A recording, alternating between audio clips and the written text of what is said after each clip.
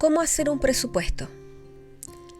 Mariana es una entusiasta maestra de nivel primario, soltera. Ella gana $433 por mes y vive con sus padres jubilados en un departamento de 65 metros cuadrados en el Gran San Pablo. Desea regalarle a su mamá una ladera nueva y hace algunas semanas está investigando precios y comparando modelos en internet. Recientemente encontró una promoción en la que se ofrecía su modelo preferido por $531 al contado o 10 cuotas fijas de $62. Sin dinero para aprovechar el descuento al contado, Mariana evalúa comprar en cuotas. Este es un caso hipotético que ilustra una situación común de nuestra vida cotidiana. La pregunta que hago es, ¿Mariana puede hacerse cargo de las cuotas? Generalmente tenemos el cuidado de calcular si se ajusta a lo que ganamos y también a los compromisos que ya asumimos. Para que esta cuenta sea correcta, es esencial trabajar con números correctos y esto solo es posible a partir de un presupuesto bien elaborado. Lecciones sobre el presupuesto. ¿Qué es un presupuesto? Una definición simple indica que el presupuesto es una previsión de entradas y salidas de dinero, es decir, los ingresos y los gastos de un determinado periodo. Ese periodo puede ser anual, dividido en recortes mensuales, de acuerdo con el siguiente ejemplo. Haz una planilla escribiendo en forma horizontal los meses del año, de enero a diciembre, terminando el último cuadro con la palabra total. En la parte izquierda, haz una columna con lo siguiente: ingresos, gastos, sobrante. Esta tabla la puedes descargar en la descripción de este enlace. Con este simple cuadro ya podemos extraer algunas lecciones. Primera lección: si la suma de los gastos es igual a la suma de los ingresos, no habría un sobrante. Obvio, infelizmente, muchos ignoran esta matemática básica. Viven al límite o más allá de lo que sus ingresos son capaces de suplir. Lo correcto sería vivir por debajo de la suma de ingresos. De paso, uno de los mayores beneficios de adoptar un presupuesto es justamente ese: identificar qué correcciones son necesarias para que haya un sobrante. Segunda lección: si el presupuesto en sí es tan solo una previsión, si no es debidamente corroborado y controlado a partir de los ingresos y los gastos que efectivamente suceden mes a mes, poco efecto producirá. Siendo así, prioriza tener un presupuesto simple, fácil de entender y de acompañar, en lugar de tener un presupuesto complejo y difícil de manejar que finalmente dejarás de lado. Tercera lección: al ser una previsión, es normal que el presupuesto contenga errores, los cuales serán identificados en el transcurso de los meses, a medida que los ingresos y los gastos se materialicen. Es común, por ejemplo, subestimar valores, olvidar de incluir algún ítem o que haya ajustes de precio en función de la inflación. Por lo tanto, es necesario corroborar y actualizar el presupuesto periódicamente para que se mantenga lo más cercano posible a la realidad. Cuarta lección: lo que al principio puede parecer poco, bajo una perspectiva mensual, multiplicado por 12 se transforma en mucho. Por ejemplo, un pequeño gasto de $9 al mes será de $108 al final de 12 meses. Esta cantidad podría ser suficiente para costear una buena celebración de fin de año. Un buen presupuesto, por lo tanto, debe tener en cuenta tanto los grandes como los pequeños gastos, incluso los gastos de valor reducido, aparentemente sin relevancia, no deben jamás ser menospreciados. Cuide los centavos y los pesos se cuidarán solos, dice Elena de White. Son los centavos aquí y los centavos allá, gastados para esto, aquello y lo demás allá, que pronto suman pesos. Especifica ingresos y gastos. Una vez comprendido esto, el siguiente paso es prever y detallar los ingresos y después los gastos. Para algunos puede resultar fácil prever los ingresos, pero para otros no tanto.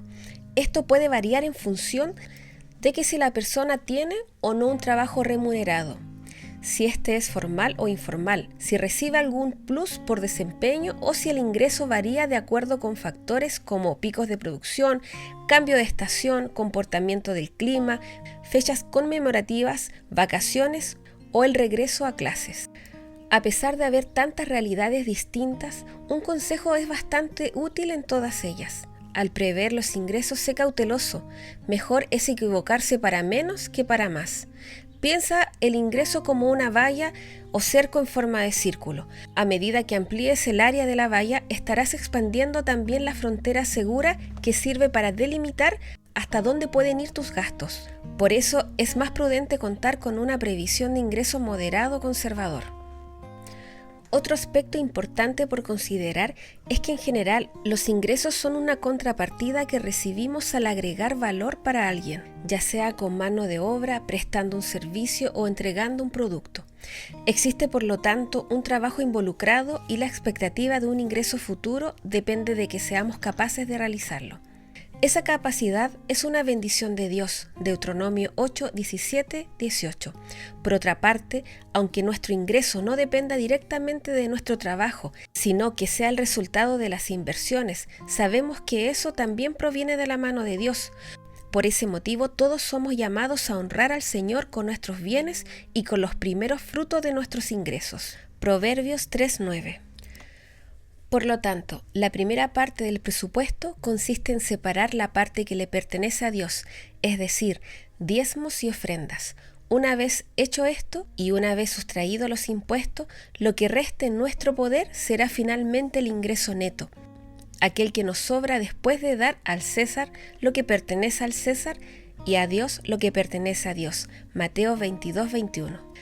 Antes de considerar estos ingresos para fines de gastos, debemos reservar la parte que donaremos, así como la parte que ahorraremos, como aprendimos en el capítulo 4. Una vez completada esta primera etapa, llega el turno de prever y hacer un listado de cada uno de los gastos, cuidando de no crear un listado excesivo, al punto de sobrecargar el presupuesto con pormenores que harán de su mantenimiento una tarea compleja y cansadora, ni generalizar demasiado, dejando de detallar cuentas importantes.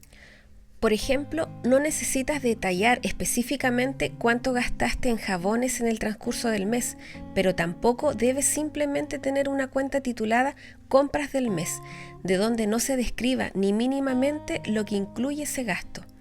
Otro error que debemos evitar consiste en efectuar varios pagos en dinero sin registrarlos para revisarlos después. Salen así 20, 40 o más dólares en gastos que sin registro quedan sin control. Es importante crear el hábito de anotar cada gasto que realizamos, ya sea en un papel que guardamos en la billetera o en un cuadernito fácil de llevar en la cartera. Podemos hacerlo también en una aplicación del celular o en una hoja de cálculo, da lo mismo. Escoge la herramienta que te resulte más fácil utilizar. Lo que importa es anotar cada entrada y salida de dinero. En caso contrario, ¿cómo podrás después corroborar si estás viviendo o no de acuerdo con tu presupuesto? La manera más común de organizar esas anotaciones consiste en usar una tabla. En las líneas horizontales se describen primero los ingresos, después las prioridades y por último los gastos agrupados en orden de importancia. Luego, en las columnas se rellenan los respectivos valores de acuerdo con el mes correspondiente. La siguiente tabla contiene un modelo simplificado de presupuesto personal, con algunas cuentas principales que podrán servirte de guía. Todas las categorías de gastos enumerados allí son tan solo sugerencias. Puedes excluir o incluir líneas de acuerdo con tu realidad. Por ejemplo, si no tienes una mascota, no hay motivo para mantener la línea cuidados con la mascota. Si tienes que pagar alguna cuota, debes detallar ese gasto. Para este ejemplo, nuevamente hagamos una planilla. Esta tabla se encuentra disponible para descargar en la descripción de este enlace. Vale comentar que la clasificación Otros, aunque esté prevista, debe evitarse. Esfuérzate para ubicar cada gasto en una categoría específica.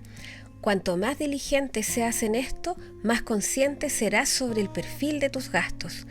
Eso será de gran ayuda al hacer ajustes o al planificar. Hablando de planes, es importante saber que el presupuesto es tan solo una herramienta. Aunque sea muy útil y necesario, el presupuesto solo no soluciona la vida financiera a nadie. Evalúa constantemente tu presupuesto. Puede ocurrir incluso que tu presupuesto en un principio sea muy malo, muy ajustado o incluso negativo con gastos que superan los ingresos. ¿Eso significa que debes desistir de tener un presupuesto? Claro que no. Al contrario, incluso un presupuesto malo sirve como un punto de partida para el plan que deberás trazar a fin de mejorar tu situación. A propósito, una vez que finalices el presupuesto, recuerda que necesitas revisarlo constantemente. Aparta una jornada para el control de las finanzas al menos una vez al mes para acompañar, corroborar y alimentar el presupuesto. En caso contrario, no servirá de nada. A fin de facilitar este trabajo, tal como vimos en el capítulo anterior, prioriza usar una única cuenta corriente para recibir tus ingresos y pagar tus cuentas.